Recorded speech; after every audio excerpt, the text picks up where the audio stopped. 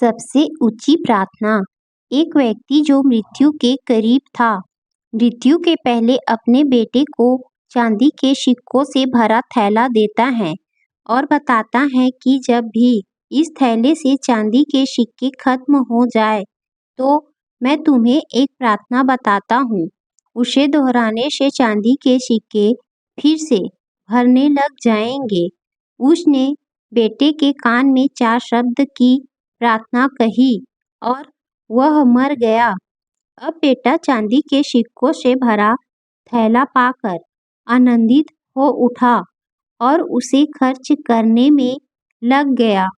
वह थैला इतना बड़ा था कि उसे खर्च करने में कई साल बीत गए। इस बीच वह प्रार्थना भूल गया। जब थैला खत्म होने को आया तब उसे याद आया कि अरे, वह 4 शब्दों की प्रार्थना क्या थी। उसने बहुत याद किया, उसे याद ही नहीं आया। अब वह लोगों से पूछने लगा। पहले पड़ोसी से पूछता है कि ऐसी कोई प्रार्थना तुम जानते हो क्या जिसमें 4 शब्द हैं। पड़ोसी ने कहा, हाँ, एक 4 शब्दों की प्रार्थना मुझे मालूम है। ईश्वर, मेरी मदद करो। उसने सुना और उसे लगा कि ये वो शब्द नहीं थे, कुछ अलग थे। कुछ सुना होता है तो हमें जाना पहचाना सा लगता है। फिर भी उसने वह शब्द बहुत बार दोहराए, लेकिन चांदी के सिक्के नहीं बढ़े तो वह बहुत दुखी हुआ। फिर एक फादर से मिला। उसने बताया कि ईश्वर, तुम महान हो। ये 4 शब्दों की प्रार्थना हो सकती है, मगर इसके दोहराने से भी थैला नहीं भरा। वह एक नेता से मिला। उसने कहा, ईश्वर को वोट दो।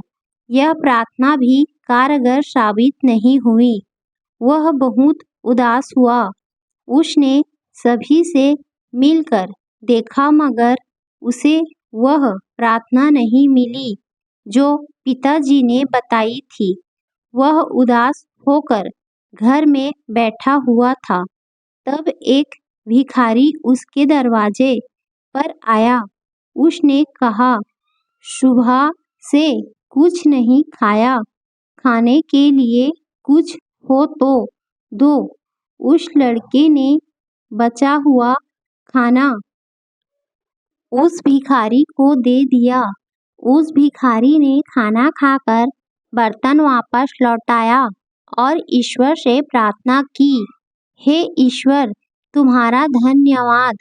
अचानक वह चौंक पड़ा और चिल्लाया कि अरे, यही तो वे 4 शब्द थे। उसने वे शब्द दोहराने शुरू किए, हे ईश्वर, तुम्हारा धन्यवाद। और उसके सिक्के बढ़ते गए, बढ़ते गए। इस तरह उसका पूरा थैला भर गया। इससे समझे कि जब उसने किसी की मदद की तब उसे यह मंत्र फिर से मिल गया, हे ईश्वर, तुम्हारा धन्यवाद। यही उच्च प्रार्थना है, क्योंकि जिस चीज के प्रति हम धन्यवाद देते हैं वह चीज बढ़ती है। अगर पैसे के लिए धन्यवाद देते हैं तो पैसा बढ़ता है। प्रेम के लिए धन्यवाद देते हैं तो प्रेम बढ़ता है। ईश्वर के प्रति धन्यवाद के भाव निकलते हैं कि ऐसा ज्ञान सुनने तथा पढ़ने का मौका हमें प्राप्त हुआ है। बिना किसी प्रयास से यह ज्ञान हमारे जीवन में उतर रहा है।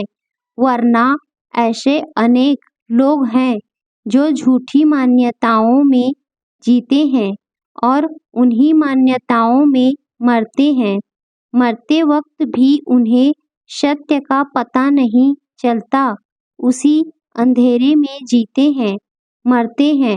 ऊपर दी गई कहानी से समझे कि हे ईश्वर तुम्हारा धन्यवाद। ये 4 शब्द नहीं, प्रार्थना की शक्ति हैं। अगर यह 4 शब्द दोहराना किसी के लिए कठिन है तो इसे 3 शब्दों में कह सकते हैं, ईश्वर तुम्हारा धन्यवाद। ये 3 शब्द भी ज़्यादा लग रहे हो तो सिर्फ एक ही शब्द कह सकते हैं, धन्यवाद।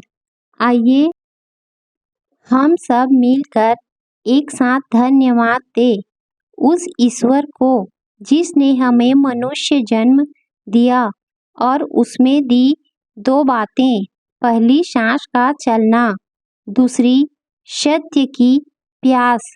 यही प्यास हमें खोजी से भक्त बनाएगी।